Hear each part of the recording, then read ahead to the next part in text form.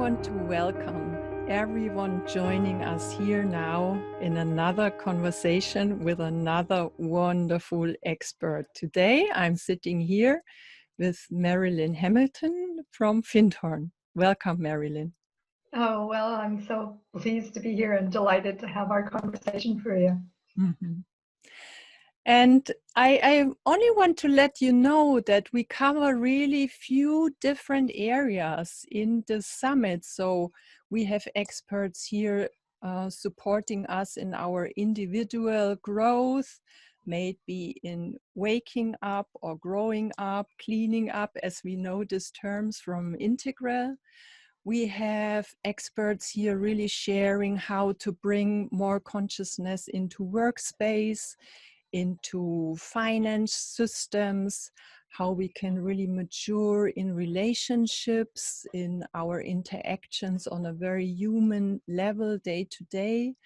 We also have experts sharing or bringing in their healing work, helping us to raise our frequency in order to, be more vibrating on a different level and also kind of really connecting more with our essence, tuning into our heart, our essence, to really be in alignment with a natural impulse which is available for us and supporting us in our evolution. And today with Marilyn Hamilton, I have an expert. She really expanded consciousness work into the context of cities and into the context of many people living together and tapping there into a field of intelligence and bringing also more, I would say consciousness also into that space. And I just want to read a brief introduction about Marilyn so that you know who she is and what she does. So hang on. Yeah, Marilyn is the founder of Integral City Meshworks and the author of the Integral City book series. With the Master Code of Care, she is reinventing the city as an evolutionary, complex, adaptive human system she calls the human hive.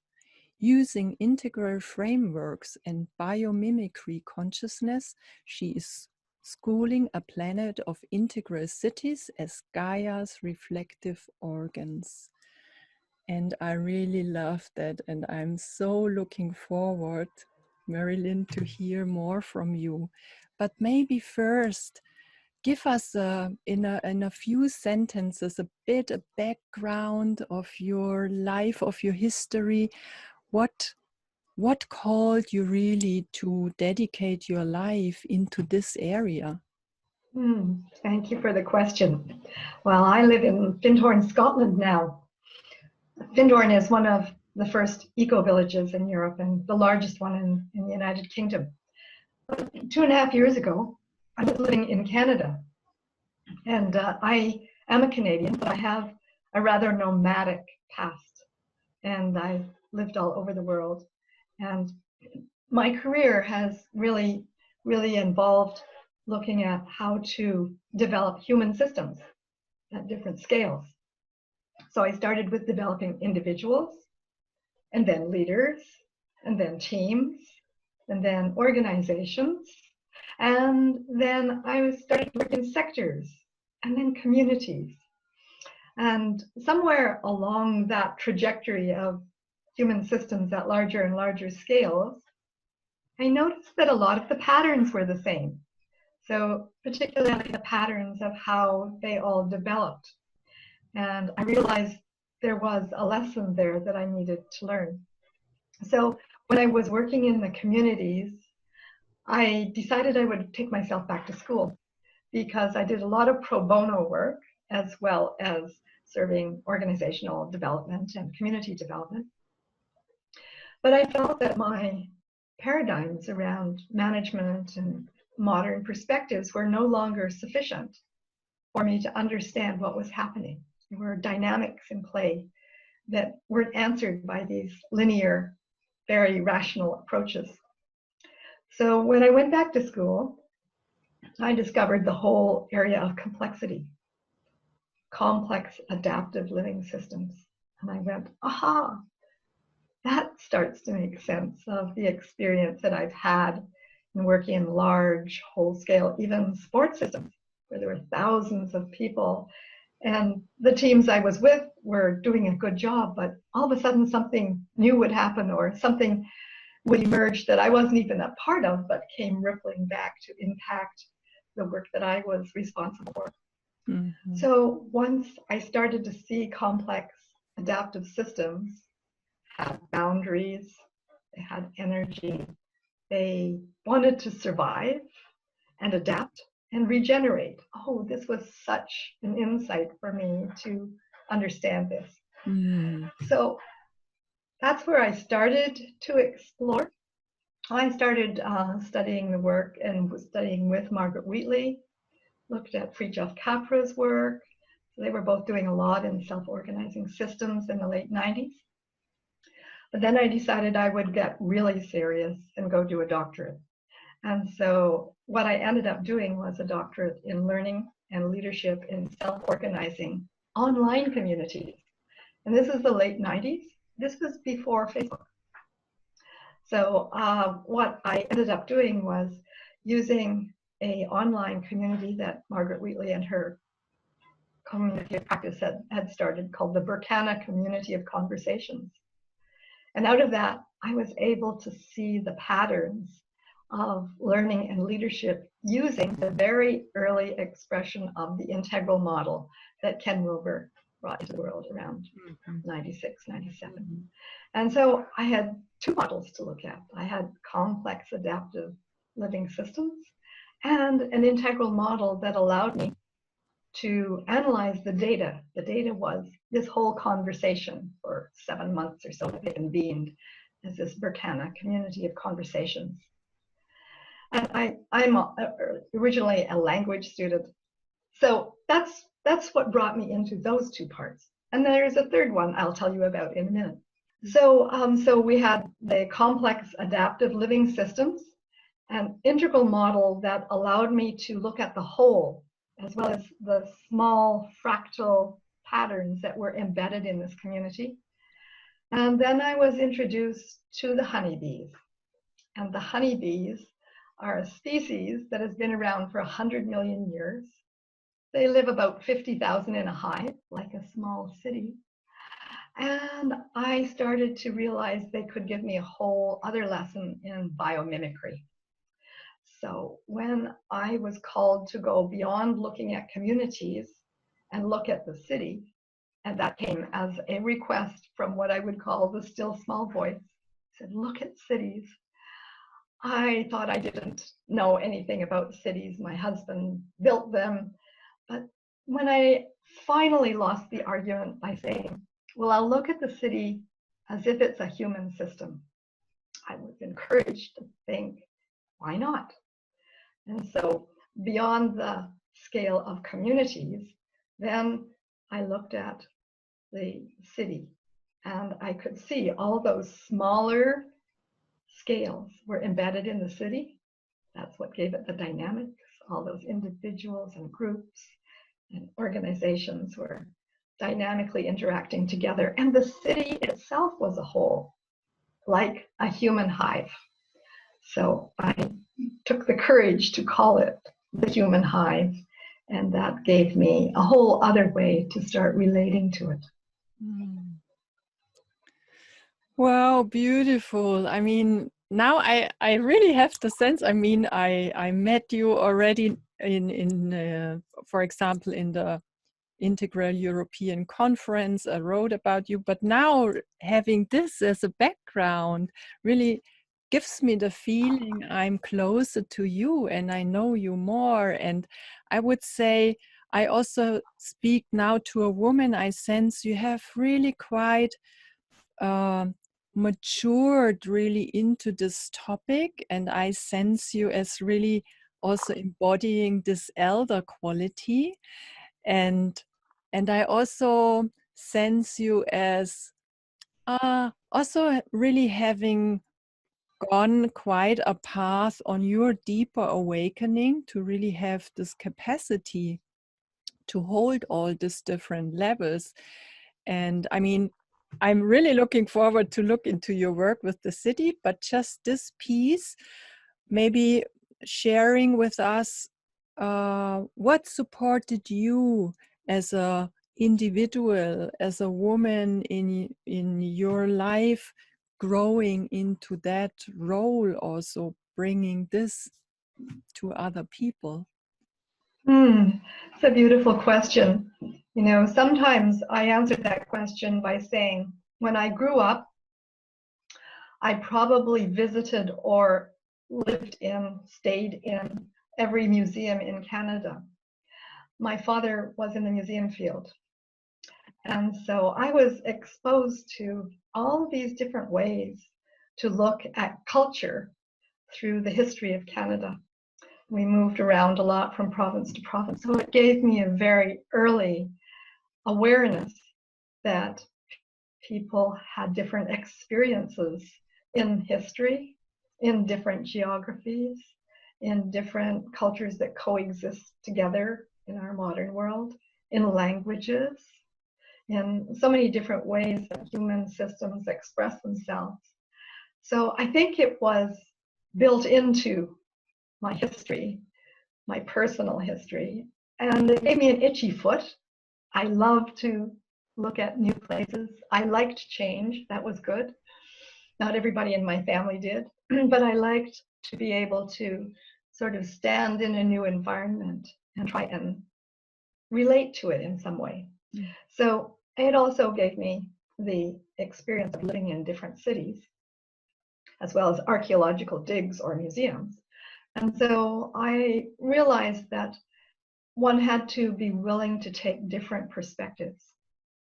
I had a rather eclectic upbringing from the point of view of a spiritual path, but there was something that was alive in me, even in a long period when I would say I was an atheist, from about teenagehood till when I woke up, had a Satori experience that gave me, you know, the deep truth of being part of a universe where I was totally connected with all living systems, all living beings. And then once that experience happened, there was a path that opened up to seek what a spiritual meaning could land and have an explanation for me. And I met many people along that path who gave me either encouragement or guidance. You know, the whole area of complexity, that Margaret Wheatley's work was very much about looking for an evolutionary meaning. And Ken Wilber's work gave me these 4 different perspectives. And he actually acknowledged my dissertation when I sent a copy to him in '99 and said, good work, which meant so much more to me than the academic letters or signature. I've also been... Sorry, continue. Yeah. But I've also been blessed to encounter on my path the women from the power of yin. So that was Barbara Marx Hubbard and Hazel Henderson and Jean Houston, who, when they were young women, made a pact to bring the power of yin to the world. And each one of them has influenced me in different ways. And I'm still in touch with both Jean Houston, even just yesterday, and Hazel Henderson has somebody who came in to give me a lot of support around a whole new paradigm for cities. It was really daring, you know, 20 years ago to bring forward a new paradigm for cities. Cities themselves were not especially looking for it. So to come forth with something that I thought would be helpful, I've had to learn some lessons from the bees about how to engage with cities, and it's not necessarily from the top down. So these women who have been able to create real impact in the world because of their own deep calling has really been great models for me. And I really, really thank them. Yeah. Wow. Thank you so much for sharing this story, because what I also hear right now, it's such a beautiful example how life really orchestrates all of that. I mean, what you shared when in your upgrowing with these museums, with being exposed to different cultures, you're traveling, all of that, which kind of were all puzzle pieces for providing all of what you needed in order to be able to share what you are now offering to the world in such a way. And it just gives me always shivers and goosebumps when I recognize this intelligence in the flow of life. That's so beautiful.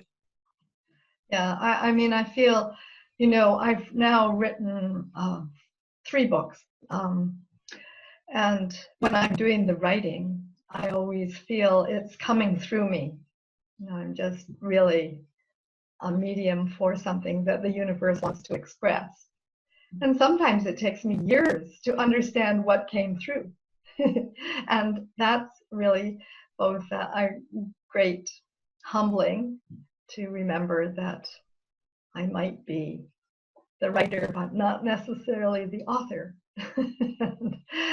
Yeah, and so it's a beautiful. I have sensed for many years that there was a purpose that I was looking for. So I've lived on purpose, and in choosing to serve the purpose, then I feel the universe does make use of me. Some days I'm very confused, but the universe always knows where it's going or where it's nudging me. Yeah.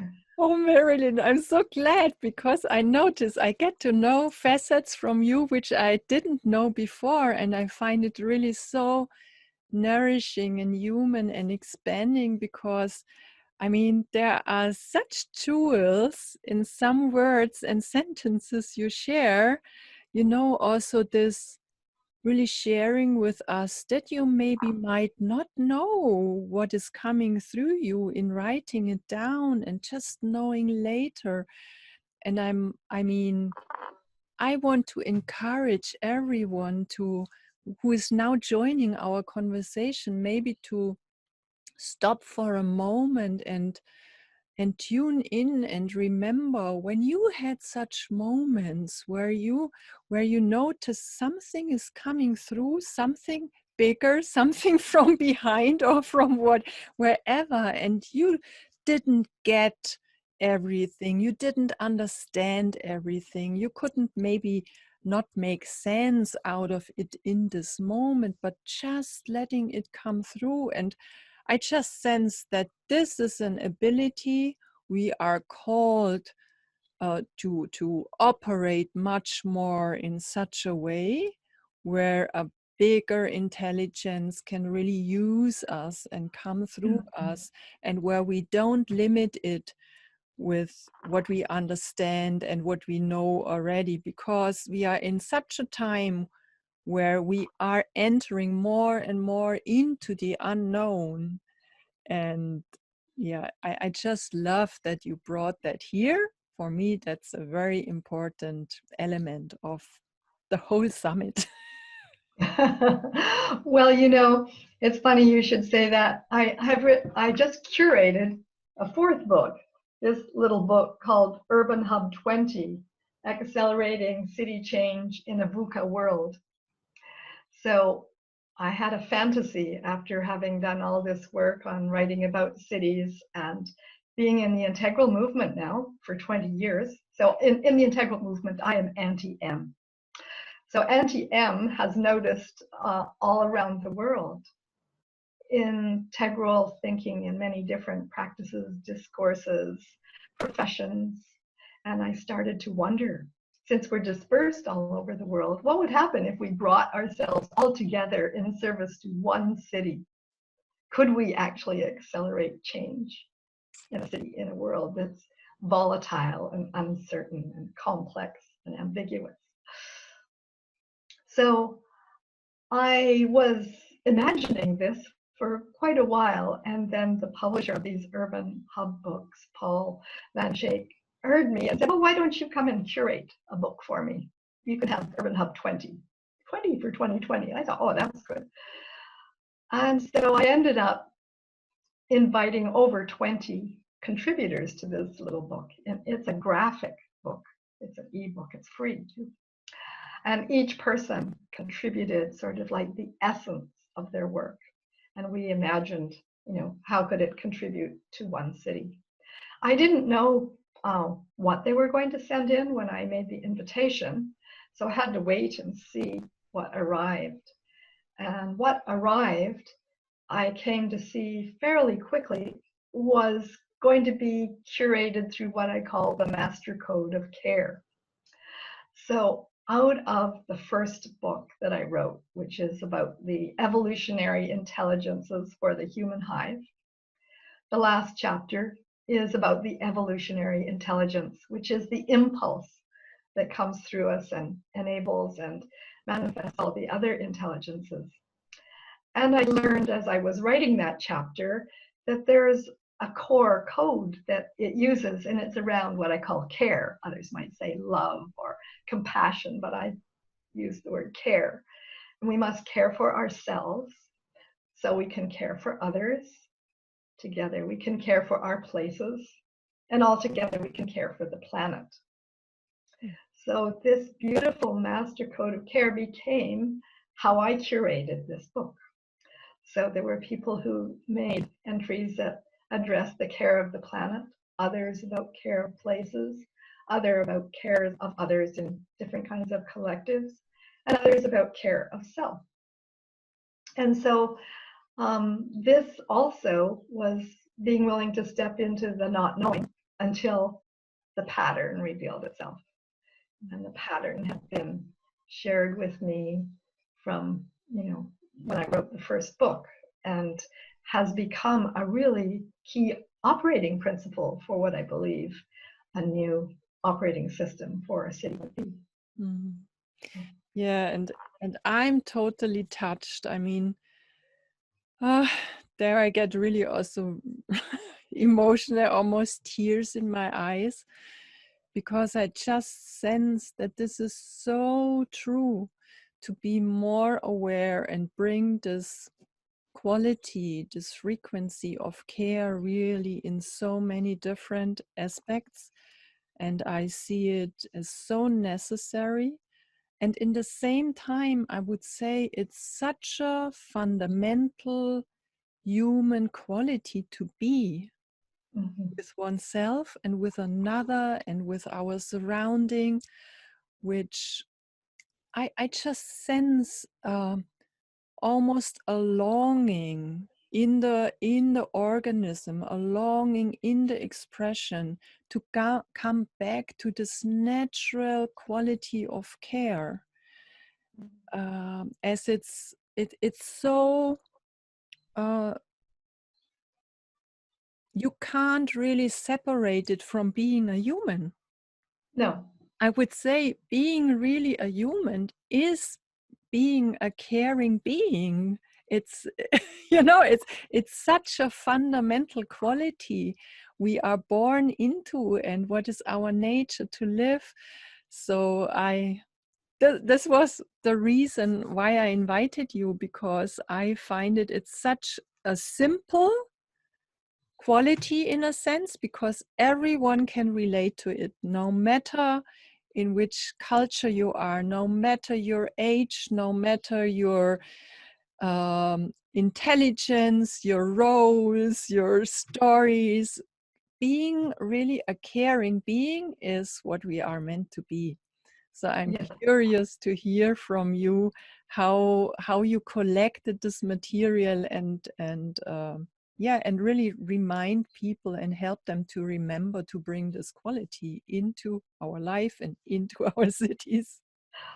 Well, I've been, even though we're in lockdown, I've been to 4 conferences, I think, in the last 2 months, the Integral Europe Conference, the Co-Creating Europe Conference, the World Unity Conference, Humanity Rising Conference.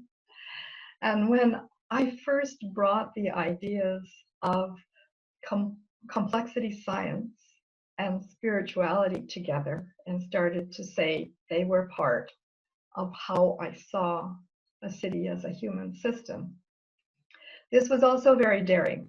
In this last year, now I have maybe at least a handful of people who would say, yes, cities are living systems because Gaia herself is a living system.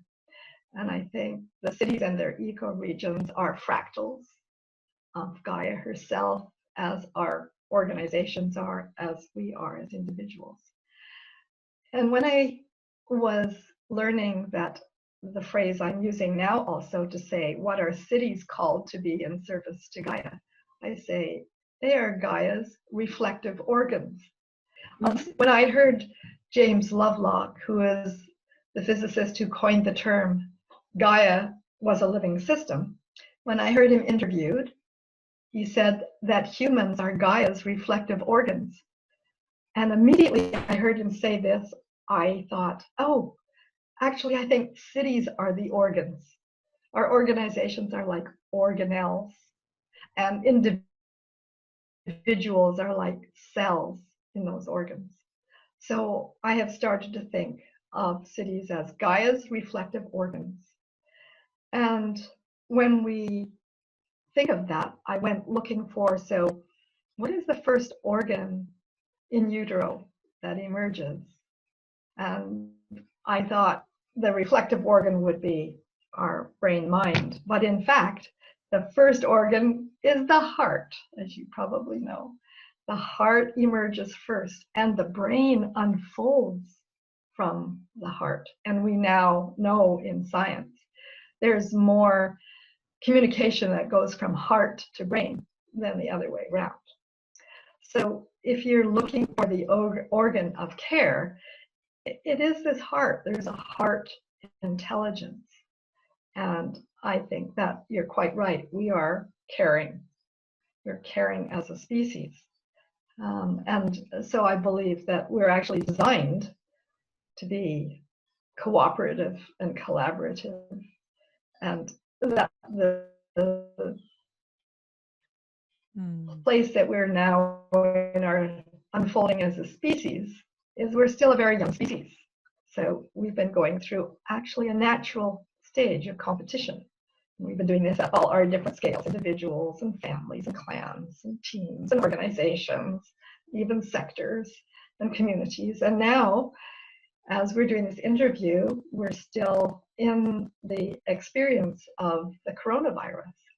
And so this world experience that everyone around the globe is going through has led us to learn how to do a great deal of cooperation. So as we've had to adapt to a very changeable world, this VUCA term, it applies very much to the coronavirus era, but we've got loaded onto that.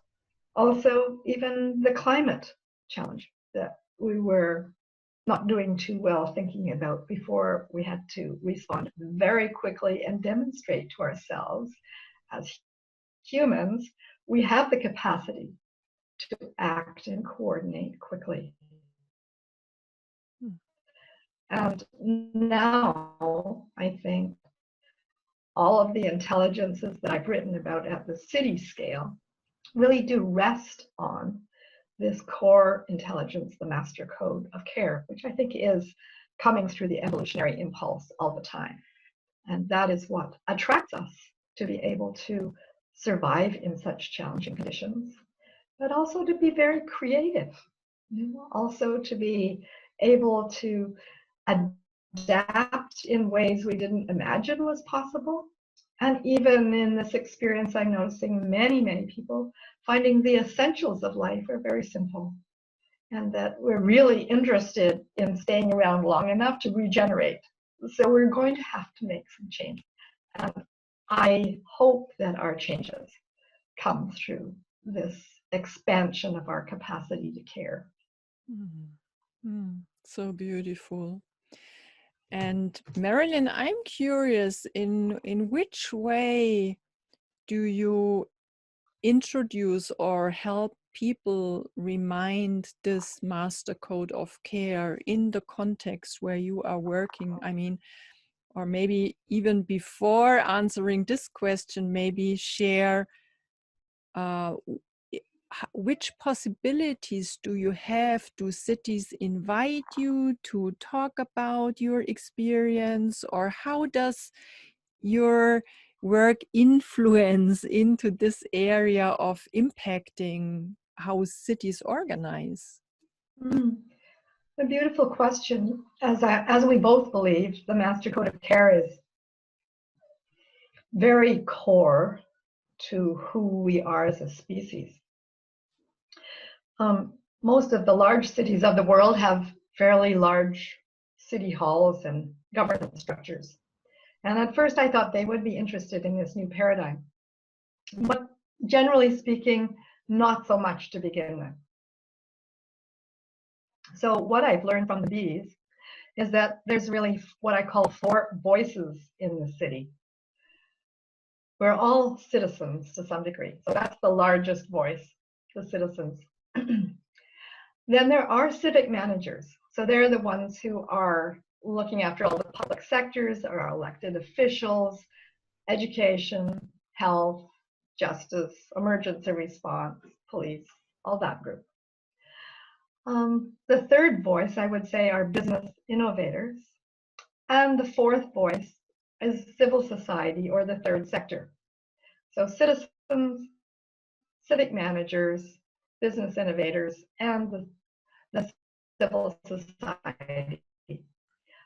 Those 4 voices, any one of them can, which means there's a lot more people to talk to than one would originally think of.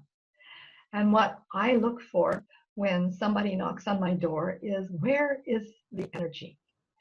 If I can find a citizen who says, I want to talk to you about how we change, how citizens have a voice in our neighborhood or our city, I will ask them, who else will they invite to the conversation? Who with them has energy for this? And from starting a conversation with this original group, then we ask, who else should be here? How do we invite in the civic managers, the business innovators, and civil society, so that we have all 4 voices at the table? And that's where I find, like the Master Code, the 4 voices are transcultural. They are in every city and every culture around the world. So with the 4 voices of the city, I invite them to make sure that the energy they've invited to the circle is open to answering 3 simple questions. What is working around here? What is not working so well? And if you could change things, if you were mayor for the day, what's the one thing you would change?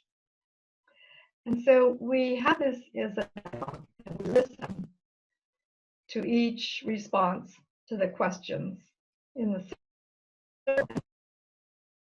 By the time we finish, we have the essence group has been called.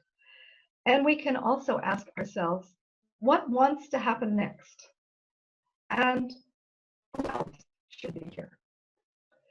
So generally speaking, this dialogic process creates a container for the engagement of as many people as we can with the city. And I've done this multiple times in multiple places. So it is a way to bring all the voices together in the city and to gradually allow them to grow in size and volume. Mm-hmm. Yeah. And I mean, this sounds to me kind of really a longer process also. So, I mean, I guess it's really necessary that you are really present in the process in the beginning, but does there then come a moment where people kind of really get enough input and information, and maybe the transformation, the transmission of this code also to then continue on their own? Because I just imagine if more and more hubs and cities are interested in Marilyn is one person, her day has 24 hours. How does that work? Or do you have already a team sharing all of that? How does this look like then? Well, both. We have, so when I go into a city, you're right, it is a longer process. I've given you sort of the design model for doing a whole series of dialogues. And usually I bring 2 or 3 topics together, like the economy or education and culture, or health and the environment. So these days, this process is called warm data.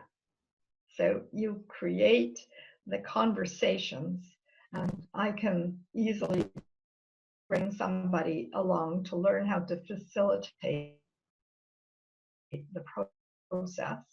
Because what we did in a number of cities where I learned to do this is the dialogue doesn't happen with the same groups of people all the time. We would take, say, one of those themes, say the economy and the environment, and we would invite, first of all, a group of thought leaders. And the thought leaders would come from all 4 voices. And we would have a couple of days, weekend experience very intensely together. And by the time we finished, we would have a story to tell. So I always local storytellers who were often and help them to write and illustrate the story that goes back out into the community like a feedback loop. And once we have that happen with the thought leaders, then we bring in the citizens. So the citizens have an opportunity to engage around the theme and also give feedback on what they hear from the thought leaders. They also then have a new version of the story to tell, and we capture that, and we also publish that. So we have another feedback loop. And then there's a third group that we bring into the conversation in their own dialogue, and that's the policymakers. The policymakers are anybody who can impact those economy, environment themes. And they may be from the private sector, the public sector, or the nonprofit sector. We bring them together. And they have a story that tells us what do they need in order for them to be able to implement some of the changes. What kind of support do they need that they don't know? So by the time we have had these 3 dialogic processes with thought leaders and with citizens and policymakers, then the city is starting to see itself in a new and generative way. And then we can open up a new conversation, a whole new dialogue, and we do. So with one city I worked with in the United States, I gave them a proposal for 10 years. But by the end of 4 years, we'd had 12 dialogues, and they had figured out and identified their values and their purpose as a city. And they also knew what objectives and goals they wanted to work on for the next 5, 10, 15 years. And they set out to do that. They had a lot of strength as strategists, unusual for cities, but this group did. And that group had also created a nonprofit group to administer, or to steward would be the better word, steward the process forward, and they're still working on it. So wow. That's sort of the design elements that bring care together. And this city, which is Durant, Oklahoma, do you know what was in the center of their Venn diagram? I'm drawing a heart because they came to the conclusion their purpose was care. Their purpose as a city was to model how to care for one another. Incredible. Again, another beautiful example of this bigger orchestration. Yes. Yeah. Wow. So when I saw that happen, I was just so delighted and blown away. But that is what's anchoring their work together. Amazing. So it's incredible to listen how you bring that together. And I'm always, when you bring this beehive in and this intelligence there and how you really transport that into your work, I'm always impressed. That's so beautiful. Do you have kind of another example from that, how you translate the how bees operate and move together and have their community work and transport that into your work with cities? Well, you know, bees have not only 50,000 bees in a hive, they have a purpose. This was so interesting to me, working in organizations for many years. Bees have a purpose. Yes, they have a purpose to produce 40 pounds or 20 kilograms of honey per year in order for the hive to survive. And so for many years, my question has been, what is the equivalent in human hive of the 40 pounds of honey? What is our purpose? So I do believe that cities have a purpose. And as Gaia's reflective organs, we're each charged, I think, with a different purpose to serve her. So when I've shared this with others, the imagination has been kindled in places that you would be surprised at. My first book was translated into Russian. And so I was invited to go to Russia for the book launch in 2014. And when they did the translation of Integral City in Russian, the translation is better as living cities, which also seemed like a perfectly beautiful translation. And they not only started in a city in the center of Russia, Izhevsk, a manufacturing city, where they managed to follow exactly this kind of process, discovering all the creative ways that people interconnected there. And they could relate to the four voices, and they could relate to the master code. That became the principles that they built into their city association for Izhevsk. But they went one step further. They went many steps further. In that year, they invited me not only to launch the book, but they created the first urban fest in Russia. And the urban fest brought together that year 44 cities, from Vladivostok over to St. Petersburg, 44 cities, and all of the teams who were working in different ways in the cities. And they were able to take the integral model, and I haven't mentioned how spiral dynamics has also influenced the work, but they built that into their hives. And by the following year, they had created not just a local association, but a national association that they call Living Cities Association. And it's now has the objective to change 1,000 cities by 2030. I told them that was very ambitious in 2017, but by 2019, I had already seen the impact of over 300 cities that had been changing. And so they continue to do this work. I was just online, I had said a few minutes ago, at 4 different conferences in the last 2 months. I didn't count the 5th one, which is the 7th meeting of this urban festival. But this year it's online in Russia.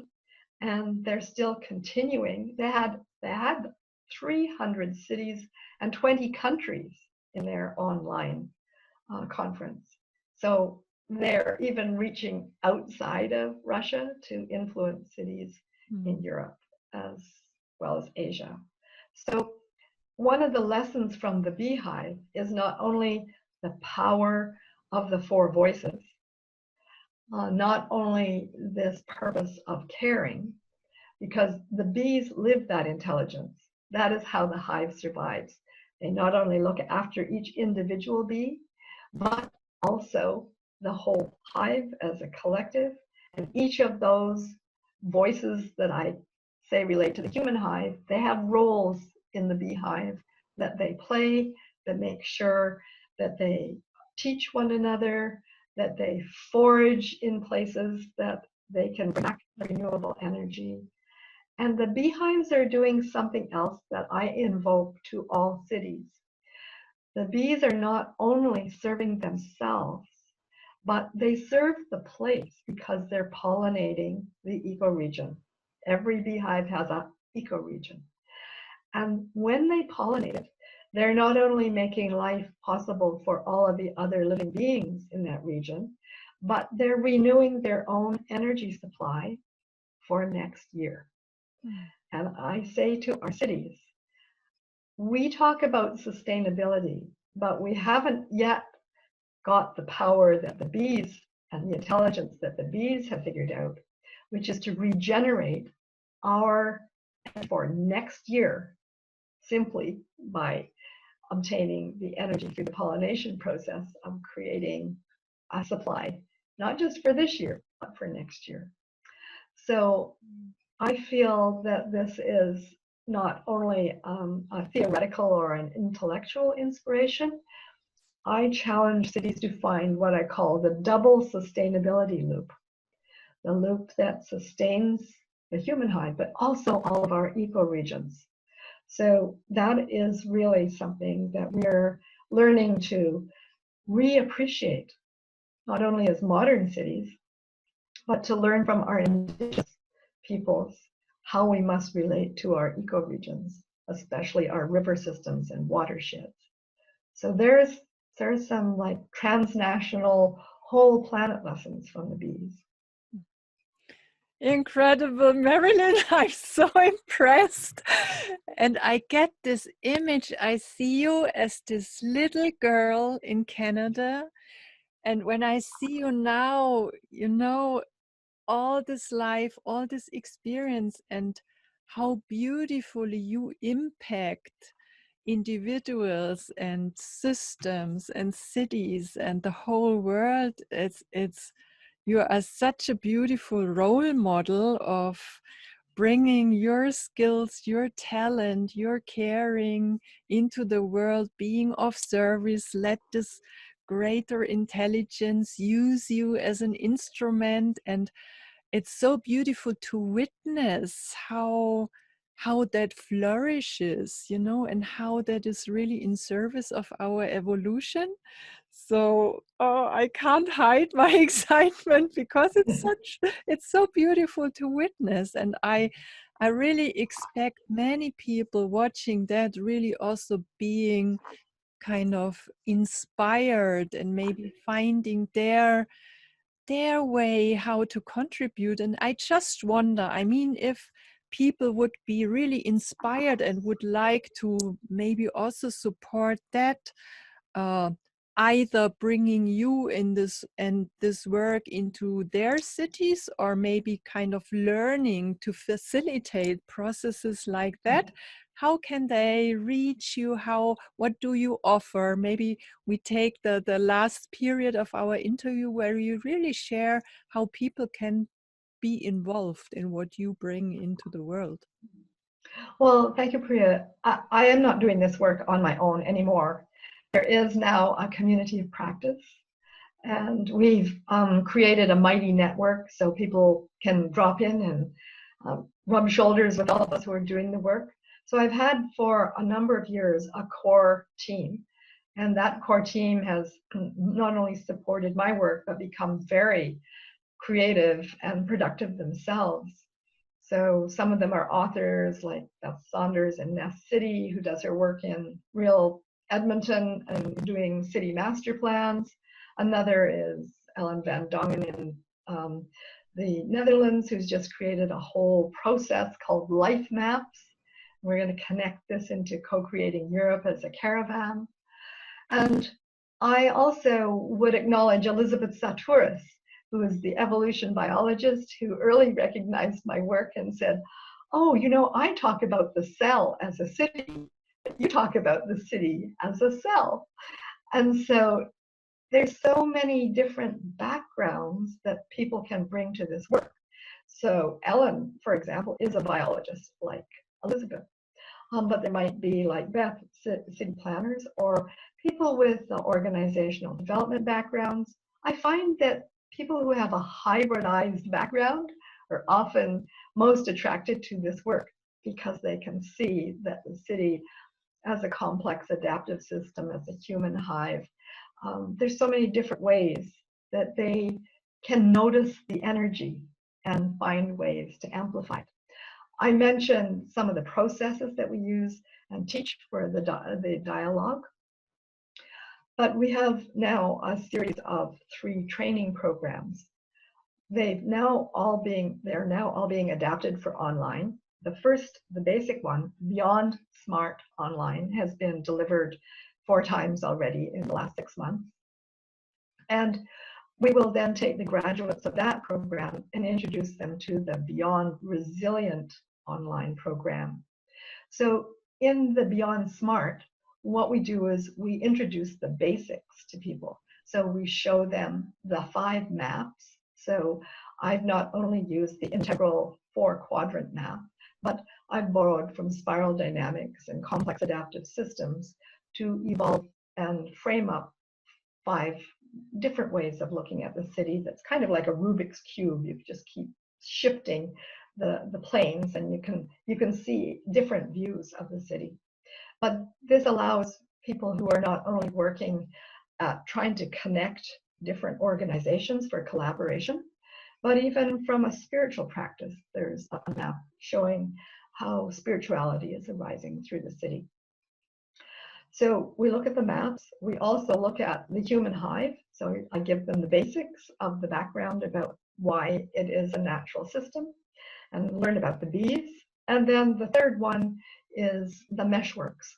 So meshworks are another natural system that arises through both meshworking intelligence and being able to see how we can connect different organizations to one another, both as self-organizing systems and as also systems that are able to create a scaffold of structures so they can work together for a definable end.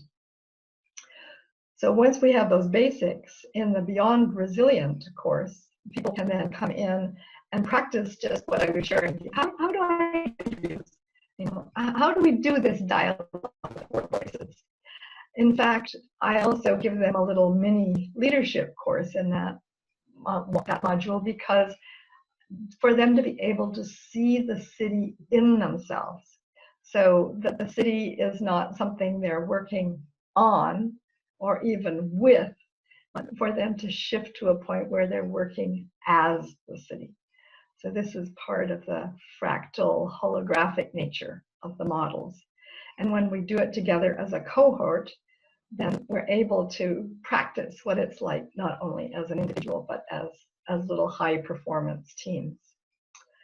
So in the Beyond Resilient course, we give them a leadership challenge. So I generally, wherever we are, borrow a actual real life problem or challenge and say, go try it on. See what working with the integral city frames and maps and practices. See how you can emerge a way forward, a solution. So those are the sort of beginning and the middle zone of the programs. Beyond Complexity is a program that would be for people in a more advanced experience of working with the city and with these integral models. And there I'm hoping that it would be very emergent, and that in fact we would probably reverse the tables, and it wouldn't just be delivering teaching to the students, but the students themselves would be doing reverse teaching, and they would be, we say, you teach what you want to learn. And so we would be inviting them to bring in, what is it that you want to learn? Now teach it. Yeah. So those are some of the ways that we can actively have people learn the skills. The 3 books that I've written also give a lot of examples. The basic 12 intelligence, the first one. The second one is a book called Inquiry and Action, Designing Impact for the Human Hive. And it's all action research. The entire book, every chapter is a design for action research. And it kind of goes through a U theory. So you could start anywhere in that book, depending on what you want to do in your city, and just use one chapter for a design, or you might put several together. And then the third book is about reframing complex challenges for Gaia's human hives. And I call it Integral City 3.7. Why 0.7? Because I learned from the indigenous people that we must make our decisions unto the 7th generation. So this is also what I think the Integral City model provides. Is it's not just a framework for now, but it gives a lot of substance and guidance, I think, through how can we steward Gaia's reflective organs for the 7th generation from now. Yeah. So those are some of the ways Wow, that beautiful. people can learn. We have also, of course, a very large website, and I blog on a very regular basis. So I have lots of thought experiments that I'm willing to share with people and invite them to share with me as well.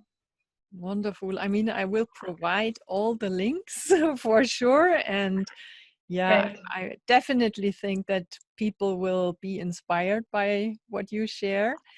And Marilyn, we started this conversation kind of really private, and I would like to come back to this and want to ask you this question. What called you to move to Findhorn and live there? And how did it enrich your life and your work living there? Well, you have a nose for a good question. My husband was Scottish, and so he passed away 3 years ago, and that brought me to Scotland because he wanted his ashes scattered here. And that was very close to Findhorn, and also close to where a program that I chose to attend was being put on.